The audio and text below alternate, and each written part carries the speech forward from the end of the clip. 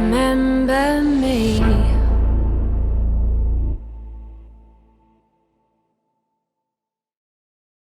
안녕하세요. 구슬동자 윤도령입니다. 네, 선생님 안녕하세요. 네, 안녕하세요.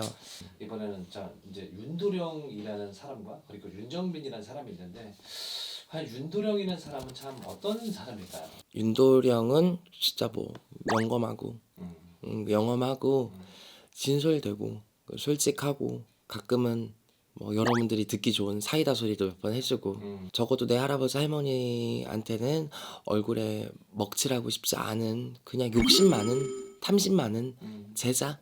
그냥 윤도령은 그게 다인 것 같아요. 그거면 되지 않을까? 그게 무당한테 필요한 가장 중요한 것들이니까. 돈 물론 좋아요. 저도 돈 좋아해요. 뭐 돈 싫어하는 사람이 있어요. 그렇죠. 바로. 근데 옛날에 제가 그런 기도 갔다가 그런 얘기를 들은 적이 있어요. 네. 한참 기도를 하고 있는데 저한테 그러시더라고요. 돈을 줄까 돌을 줄까. 그래서 제가 한치 망설임도 없이 돌을 달라 그랬어요. 그 다시 물으시더라고요. 다시 한번 묻니라. 돌을 주랴 돈을 주랴. 또 고민 없이 돌을 주세요 그랬지. 이유가 뭐냐요. 제가 뭐라 그랬겠지. 돌을 얻으면 돈은 따라오니까요. 그랬어요. 잘하는 뜻이에요. 예. 영험이라는 게 사실 우리가 뭐 어떤 노력을 해서 얻을 수 있는 대가인 돈과는 솔직히 저는 좀 다르다고 생각을 하거든요. 그렇죠. 왜냐면 노력을 해도 영험을 얻지 못하는 무속인도 분명히 있을 거고요. 그렇죠. 노력해서 쉽게 얻어지는 것들이 아니거든. 그러니까 저는 신복이 있다고 생각을 해요. 뭐 영험을 많이 받아서 신복이 있다 이런 걸 떠나서요. 할아버지 할머니랑 소통할 때 저도 모르게 웃으니까. 그리고 그때가 좋으니까. 근데 반대로 윤정빈이라는 삶은 내가 봐도 좀 불쌍해 보여요. 불쌍해 보인다? 윤도령으로서도 원하는 게 있었잖아요. 신적으로. 이랬으면 좋겠다. 이런 사람이 되고 싶다 등등. 윤정빈으로서도 당연히 원하는 사람이 있었어요. 뭐 막연하게 옛날에 뭐 배우를 꿈꿨던 아이, 노래를 잘했던 아이, 뭐 앞으로도 노래를 잘하고 싶고 배우를 꿈꾸고 싶고 이런 것보다 지나간 거 말고 앞으로 나에 대한 삶을 기대해 본다면 물론 무속인 윤정빈이라는 타이틀은 변함없이 가야 되겠지만 왠지 모르게 점점 윤정빈이라는 사람이 죽어가고 있는 느낌?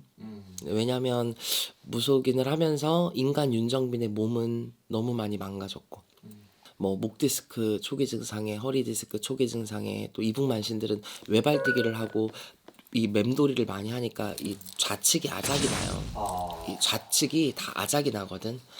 그러니까 골반도 허리도 다리도 전부 다 왼쪽이 아작이 나는 거예요. 이쪽이 다. 벌써부터 이런 거를 겪으면 참 지금 3, 40년 가까이 하고 계시는 이분 어르신들은 정말 대단하신 거구나. 정말 존경스럽다. 왜냐면 생각을 해보세요. 이 사람이 인간이라서 나이를 먹는 거지만 신은 나이를 안 먹잖아요. 그러니까 신이 항상 내가 젊었을 때부터 나이 6, 70까지 계속 신은 한결같이 계시는데 인간은 나이를 먹잖아. 그러면 뭐 이북굿을 하든 뭘 하든 이 드세게 막 놀고 휘어다가 막 이렇게 하고 싶은 신의 마음은 항상 똑같을 거 아니에요. 근데 인간이 그걸 나도 막 미친 듯이 터뜨리고 싶은데 내 몸이 안 따라줘서 그렇게 하지 못하는 당신의 마음이 되게 아플 것 같아. 그래서 저는 그런 생각을 최근 들어선 조금 했었어요. 내가 나를 놓기 전에 한 번쯤은 그냥 윤정빈의 삶도 있었으면 좋겠다.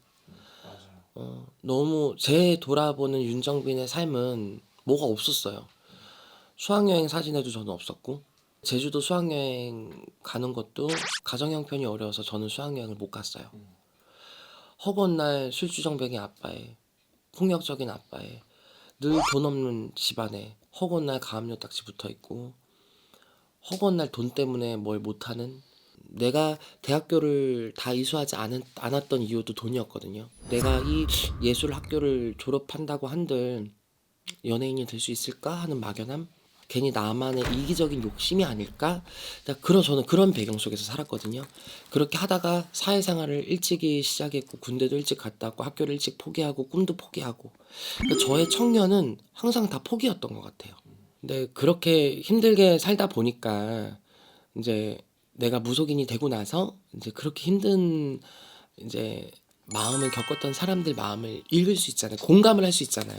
일단 그거에 너무 감사하고 내가 그렇게 힘들었던 이유가 산전수전을 어렸을 때부터 다 겪었던 이유가 내가 무당해달라 그랬나 보다. 내가 그런 거를 겪지 않았으면 그런 비슷한 사례의 손님들의 마음을 공감하지 못했을 거잖아요. 그래? 그게 그렇게 힘든 거야? 이랬을 거잖아요.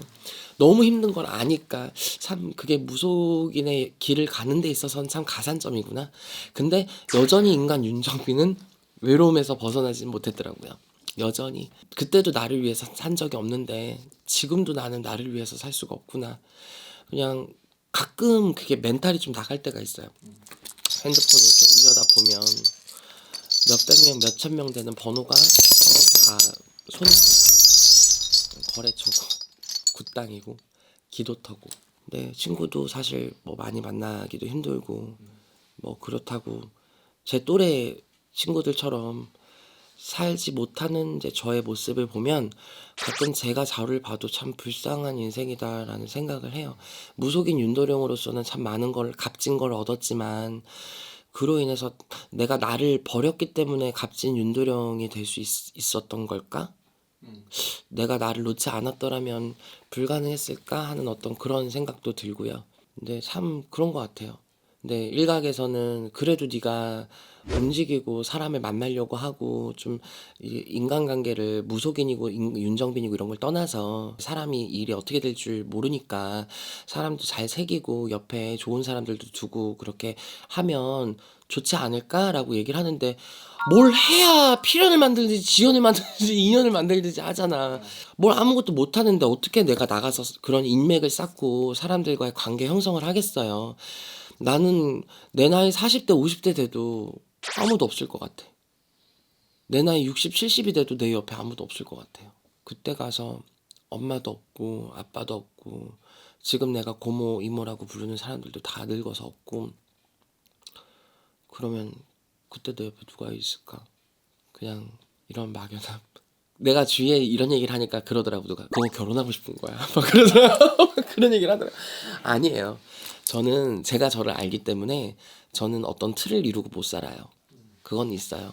친구가 필요하기도 하고 말을 똥무가 필요하기도 하고 뭐 애인 연애 뭐 결혼 뭐 갖다 붙이기 참 나름이지만 참 윤정빈이 원하는 건 사람들이 하는 소소함인데 솔직히 뭐 무당 윤도령은 뭐 신의 영험함도 있고 뭐 정말 도력도 있고 실력도 있고 근력도 있고 뭐 굿자라는 것부터 뭐 풍어제부터 나락굿부터 뭐 욕심내고 있는 플랜 계획은 참 많은데 윤정빈으로서 가지고 싶은 거는 사실 별로 없더라고요. 제가 세어보니까 그냥 사람들이 하는 거 사람들이 하는 소소함 그게 단데 저 사람들이 아무렇지도 않게 하는 그 소소함이 왜 나한텐 너무 힘들까? 있으면 있다가도 없고 없다가도 있는 게 돈이지만 내가 진정 과거로 돌아가기 싫어서 솔직히 힘들죠. 더군다나 지금도 코로나잖아. 그렇죠. 더구나 힘들죠. 저도 뭐 집 사느라 뭐 하느라 깔아놓은 빚이 있고 다달이 한 달이 돌아오는 게 무서워요. 왜냐면 깔아놓은 게 많고 또 식구들도 있고 내가 챙겨야 될 사람들도 있고 하니까 뭐 돈이 뭐 솔직히 뭐 1, 200이 나가겠어요. 정말 많은 돈이 나가는데 그렇죠. 한 달이 돌아오기가 솔직히 무섭죠. 근데 내가 이거를 지금 또 돈 따라가면 안 될 걸 솔직히 너무나 잘 알기 때문에 내 정신을 찾으려고 부단히 매달 노력을 해요. 부단히 애를 써요. 또 그런 모습을 내가 나를 발견했을 때 너무 싫더라고요. 발악을 하고 있는 모습이.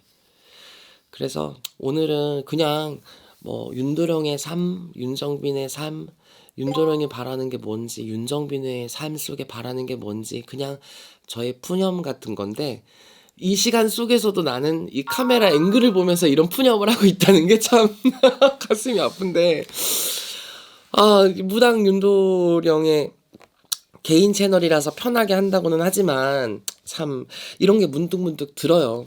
어쩔 때는 제발 좀 한 달이라도 좀 쉬고 싶다 이런 생각도 드는데 차마 말을 못해요. 할아버지한테. 제가 경험을 해봐서 알아요. 이게 애동 때 이게 사는 거냐고요. 허구한 날 굿에 허건의 귀신 노름에 이게 맨날 손님 붙잡아 놓고 몸땡이 아프고 맨날 손으로 피 따고 맨날 약 털어먹고 이게 사는 거나 구시구 지랄이고 나 싫다고 막.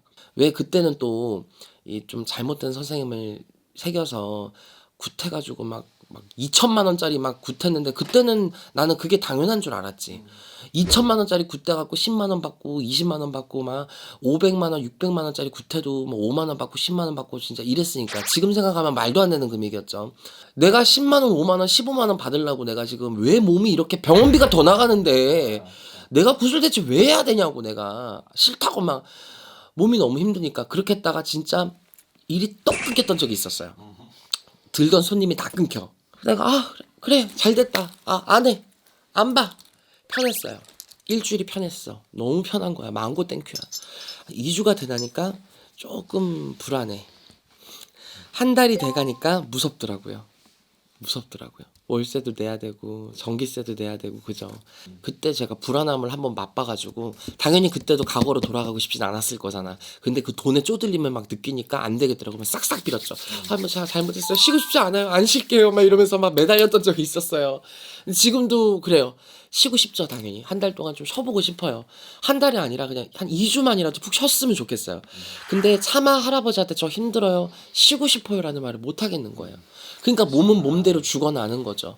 그러니까 이번 편은 그냥 여러분들께 그냥 애꿎고 짓궂은 그냥 윤도령의 한탄이었어요. 그냥 저의 삶이고 제가 조금 바라는 삶이기도 하고 안타까워하는 삶이기도 하고 앞으로 이어갈 삶이기도 합니다.